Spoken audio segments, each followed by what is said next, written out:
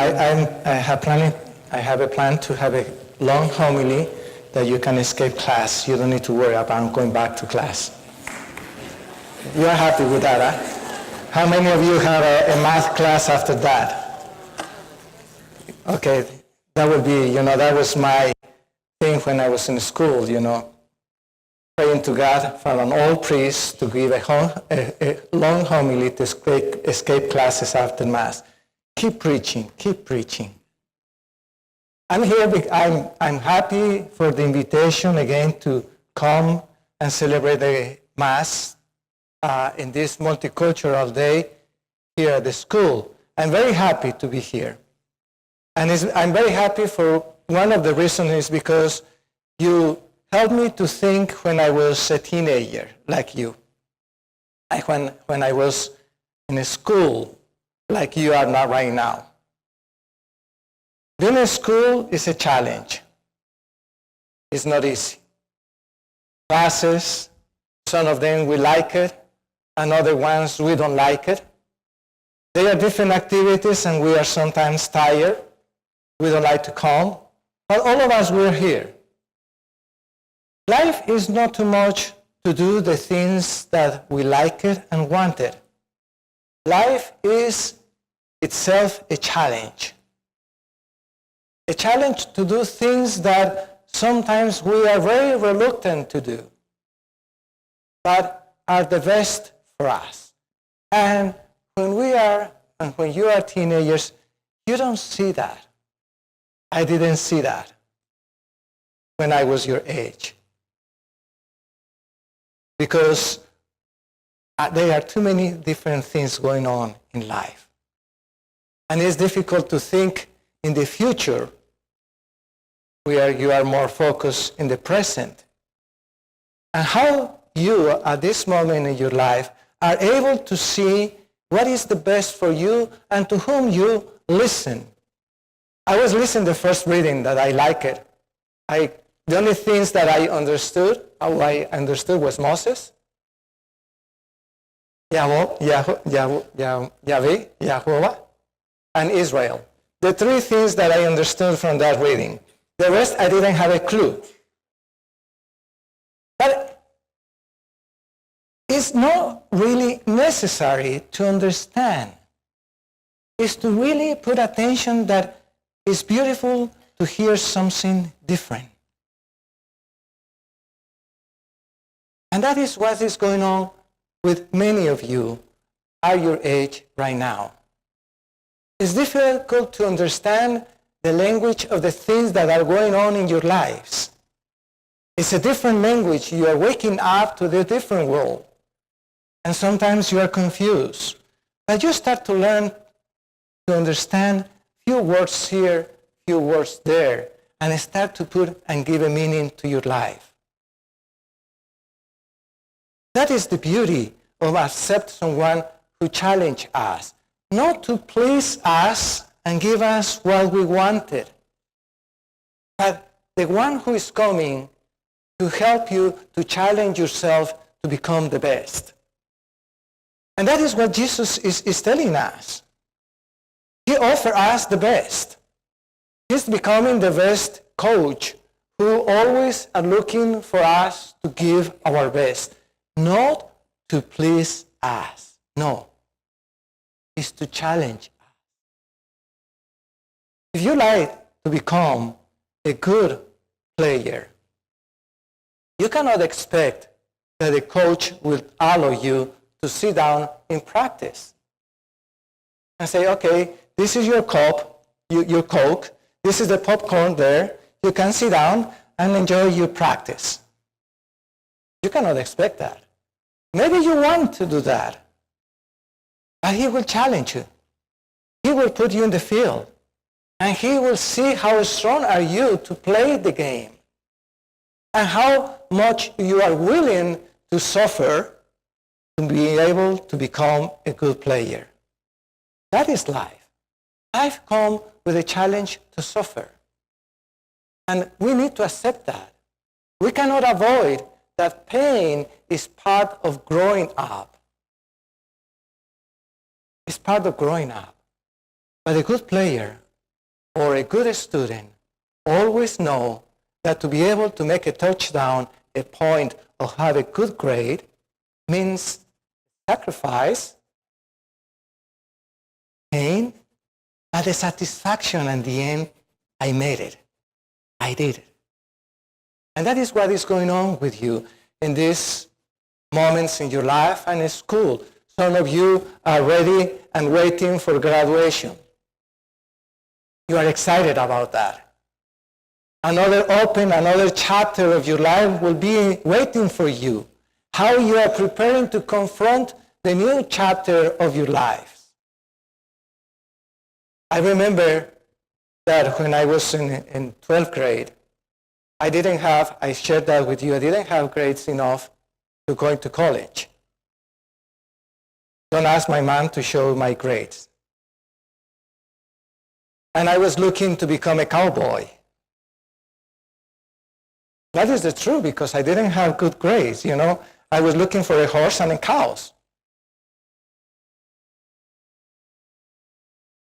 I thought that was the only thing in which I was good.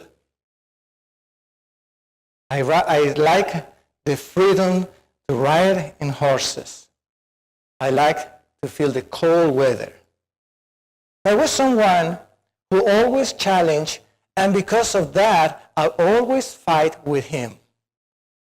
Because he said to me, that is not good enough for you. And that person which I fight a lot was my dad.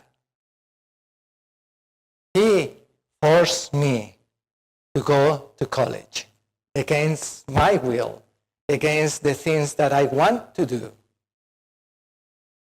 And he said, once you finish your college, you have your horses and your cows. But first, use what you have here. You know, that is the beauty when someone challenges us. We don't understand in the moment why. But they do that in school, sports, and home because they believe in you and we believe in you. It's difficult to see when you are growing up the different talents and capacities that you have. But the people sees that, and God used people to tell you how good you are and how far you can go in life. And we need to be open to hear, to listen to the ones who trust in us and they know how good we are. And it's difficult to be open to that.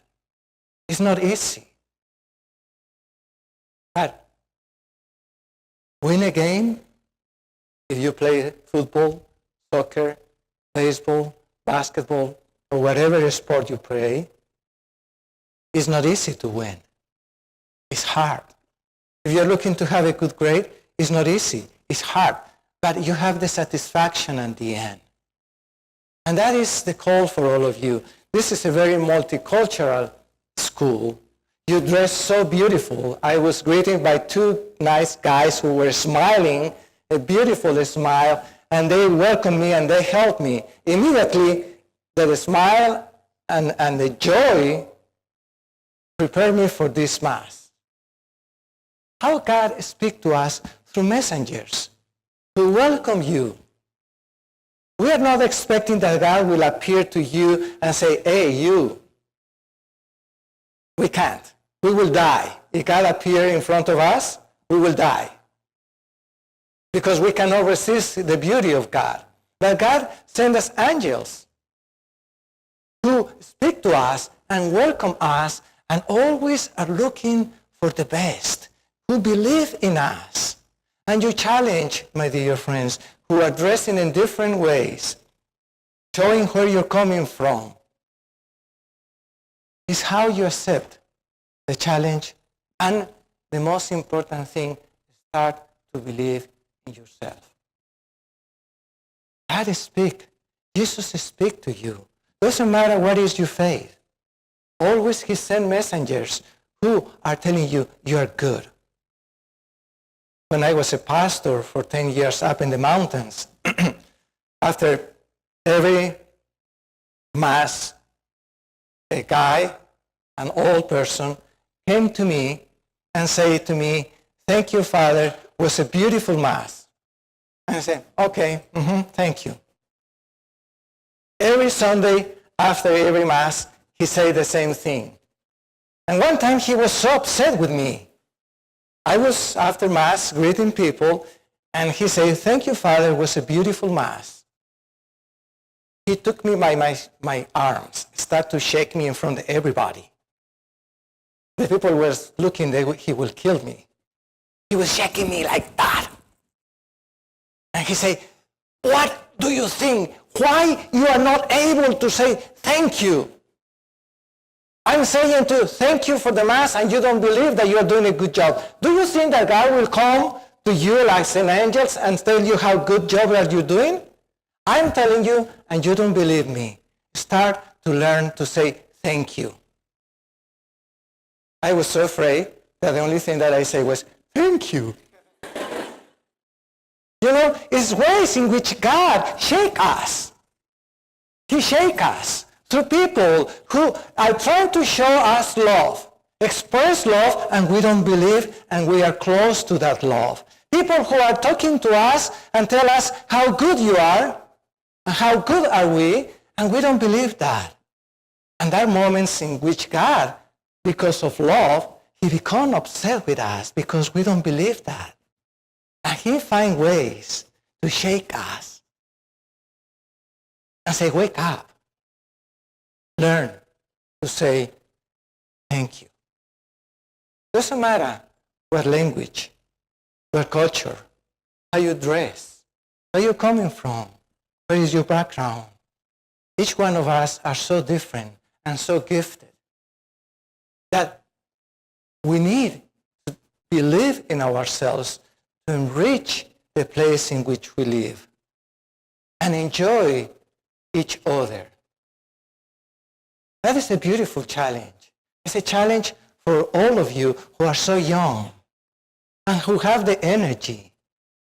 And you need to start to believe in yourself from one simple reason that is very, very important. That you will have the freedom to dream. To start to dream. Which are your dreams for you? Sometimes I say, "Oh, I don't know. It's bad." Start to believe in you. That you will have that freedom to dream big. And to dream with Jesus, with your coach, who always will challenge you. To take from you the best. And doing your best, you will feel the satisfaction and say, "Thank you." Here's your challenge. You are here, you are looking, you are thinking, you are sleeping, you are hungry, all of that. But we are here with limitations and gifts. Because none of us, we can claim that we are perfect. None. And when we recognize that we are not perfect, what happens? I am open myself to the gift of the other person, that person can enrich me. That is the beauty of recognize that we are not perfect. I open to receive a gift of another one who can help me to do better. Be open. Recognize your limitations, your sins, and allow someone to come and help you and give you a hand. Open to yourself to the gift of the other person, and open yourself to the gift of another culture. And learn, little by little, a new language. And the beginning is tough. But little by little, you will be able to be free to speak the language of love. That is the key. When I came to the United States, I shared that sometimes, I don't remember where. I didn't speak any English. I was 31 years old, and I was practicing the playing how to say good morning in the way that I learned in Colombia. And in Colombia, they taught me, you need to say in this way, good morning. How are you doing? I was practicing and practicing and practicing. I arrived here to the state. The first morning, the priest showed up, and I was trying to impress him with my English. And I saw the priest, and I say, good morning, Father, how are you doing? And he looked at me, and he said, what's up? What's going? I said, no, what I say, I forget. He said, what's up? I didn't know what it would mean, what's up. In the way that the priest said that, I was afraid. I was completely afraid because I thought that I insulted the priest. And for a month or two, I didn't speak a word of English because I was afraid to make a mistake. Mistakes are part of life. If we're looking to learn a language, if we're looking to learn a way to live our lives according to God's will. But he always is there to help us, to correct our mistakes, and little by little, learn to speak and to live the language of love. You are young. You have the energy. You have everything that is needed to reach your goals according to God's will. Don't allow the world to destroy who you are. Open yourselves for the people who are talking to you and they are looking the best for you. Painful? Yes. When my dad was pushing me to go to college, I hate him. It's true. Because I say, he couldn't understand me what is going on in my life. And he was upset with me. But now, looking back, I can say myself, could you imagine if he say, okay, Luis, this is the horse, have the cows, goodbye. How kind of life I would have in the right moment. He believed in me. He pushed me. He made me upset. But the tears and everything at that moment is paying back big. Be open, listen, and let Jesus coach you. And let him, and with him, to learn to speak the language of love. We don't understand at this moment. But if we practice, and practice, we have A++++. And that is what makes life different and find the meaning to live the beautiful gift of your own life.